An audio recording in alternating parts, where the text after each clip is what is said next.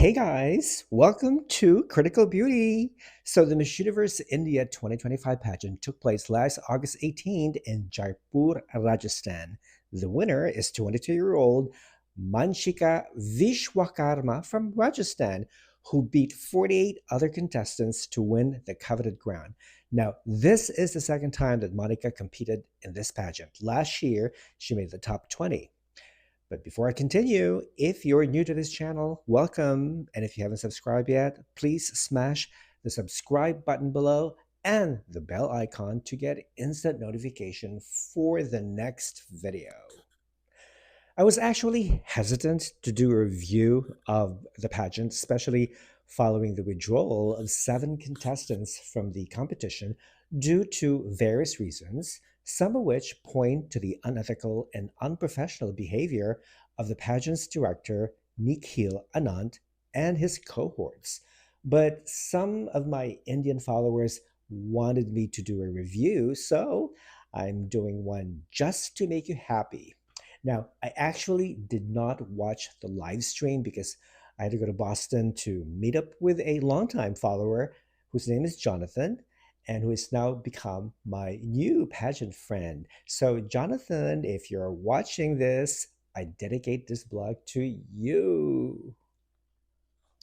Let's start with the hosts. So the show was hosted by Asmita Chakraborty, who was Miss Tourism India 2023, and Chayanika Debnath, Miss Universe Tripura 2024, and competed in last year's Miss Universe India, but she did not place. Now, the show opened with the outgoing queen Ria Singha voguing on stage before she was joined by all the 48 contestants dressed in shimmering cocktail dresses of different styles and dancing to a Dua Lipa hit song called Training Season. The girls then sashayed off the stage to prepare for the next segment.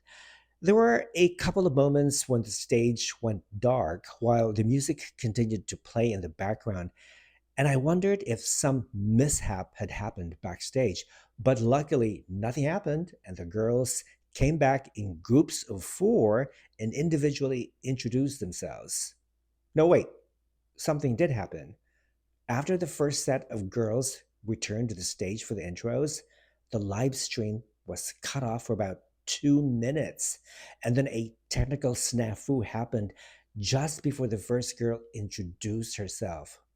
Anyway, the girls introduced themselves in the grand way, screaming at the top of their lungs. One contestant, number 11, Himanshi Singh, slipped and fell on her knees, which automatically eliminated her from the competition. The pageant took place for the second year in a row at Z Studios in the city of Jaipur in the state of Rajasthan, bordering Pakistan. The studio is run by Glenman Group, which produced several pageants. Now, this is the same stage that was used for Miss Teen Earth 2025 and Universal Woman 2025 finals that occurred 2 weeks earlier. After the intros, the stage went dark again, while Lady Gaga's hit song Abracadabra was played in the background. The co hosts returned to the stage to congratulate the choreographer for doing a great job, and they mentioned his name as Shah Rukh Khan.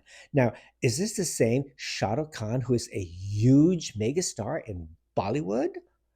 Then co host Asmita praised Miss Universe India National Director Nikhil Anand for his revolutionary approach and undisputed status of best pageant producer in India. Go figure. This year's judges consisted mainly of Indians. Even the current Miss Charm International, Rashmita Rasindran, is Indian, even though she was born and raised in Malaysia. And guess who came back? Urvashi Rautela, Miss Universe India 2015, who was looking a little subdued compared to her look last year. And every time the camera panned to the judges' table, I couldn't help but notice that there was hardly any audience behind them. Like, what's up with that? This was followed by all the contestants returning to the stage for the subtitle slash special awards sashing ceremony conducted by Nikhil Anand himself. Now, 23 subtitles were awarded, including Miss Beautiful Smile, with five winners. Now, this segment was followed by the announcement of the top 20. After a brief pause, a male singer entertained the audience. This was followed by the top 20 swimsuit competition, where the girls came out wearing a saffron colored bikini with wrap, although none of the girls took off the wrap. Now, the girls that impressed me from this segment were contestant number one, Aishwarya Srinivasan, contestant number 10, Eveline Zakhingpuli, contestant number 22, Mehak Dhingra, who looks like Raya Singha, contestant number 29, Ridi Kumar, who I thought was very sassy, and contestant number 35, Samiksha Singh, who I think is gorgeous. The co hosts then announced the top 11 in no particular order. This segment was followed by another entertainment break, this time featuring a different male singer. This was followed by the evening gown competition of the top 11. Now, in this segment, the girls that caught my eye with their elegance, their stage projection, and their gown choice were Mehak Dhingra, number 22, Ridi Kumar, number 29, who played with her red gown, number 32, Roosh Sindhu, number 37, Sarangtem Nirupama, although she did blow kisses to the audience, which I thought was cute, and number 43, Tanya Sharma.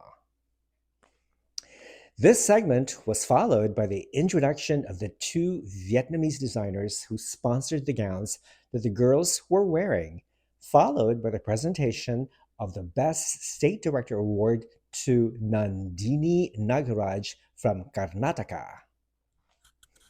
The co hosts then announced the top six, but before they made the announcement, they invited a guest to come up on stage, Dr. Jagdish Chandra, who is the CEO and editor in chief of India's largest network, Bharat 24.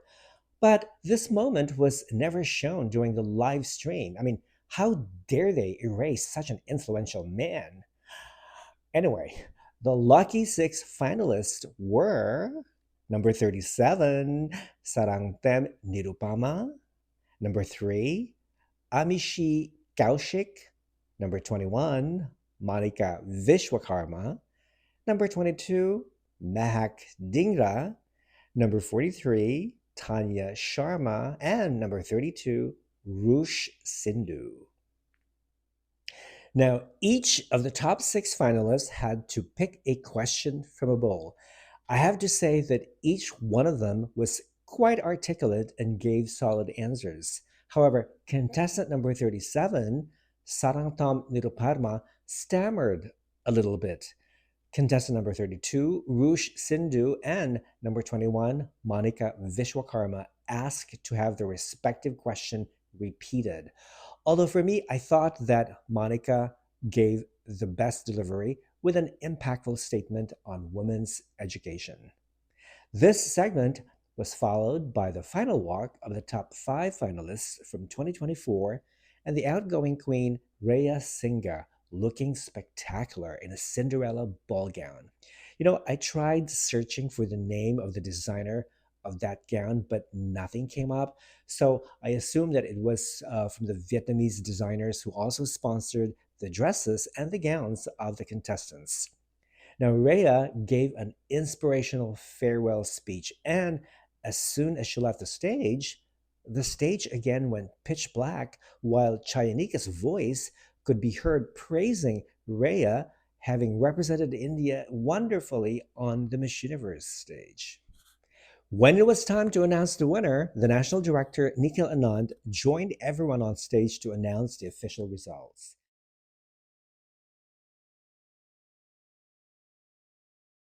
How embarrassing! I can't!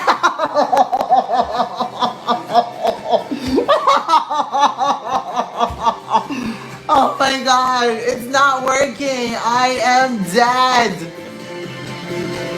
The crowns, they're stuck!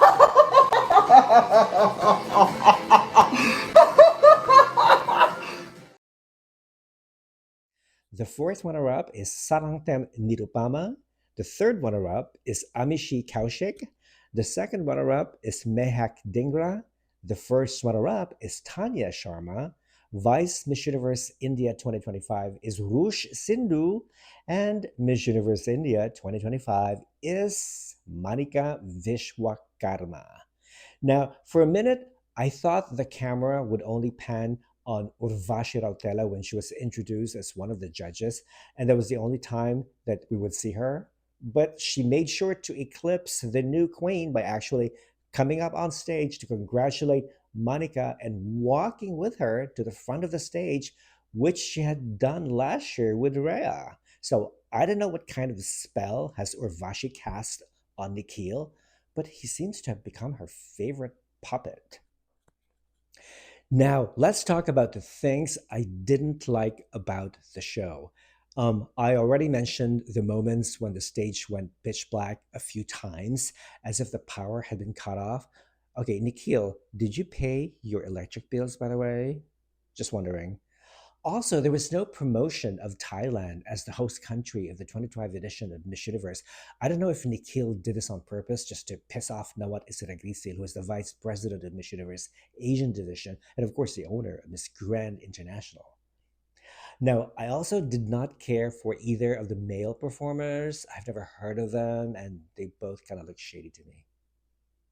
And I did not like that the co hosts were reading off their cue cards. I mean, for a production company that claims to be technically advanced, they could have at least installed a big teleprompter for the co hosts to read on. Now, here are the things that I liked about the show. I actually love the chemistry between the two co hosts, and I did not sense that they were competing with each other for attention. Although I feel that Chayanika had more speaking lines than Asmita, and also during the preliminaries that took place on Indian Independence Day last August 15th, I did criticize Chayanika on my Instagram for wearing a gown with a very high slit that practically revealed her underpants. Although I'm glad she wore something much classier and appropriate during the finals. Now, as for the stage, I think it is quite huge, and the girls had plenty of space to move around without bumping against each other. I did like the big LED lights that featured the huge Miss Universe logo in the center of the screen, as well as the stunning visual effects. I like the opening number with the girls dancing to current popular music. Overall, the choreography was quite outstanding.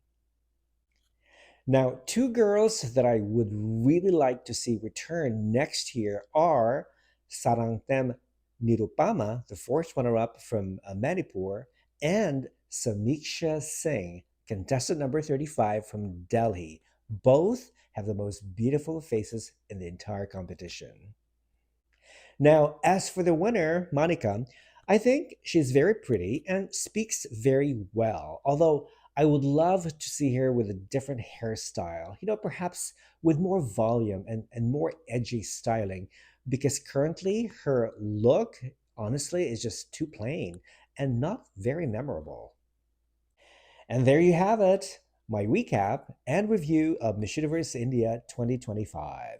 Do you agree or disagree? Comment below. If you like this video, please give it a thumbs up, like, comment, and share. Thank you for watching, guys.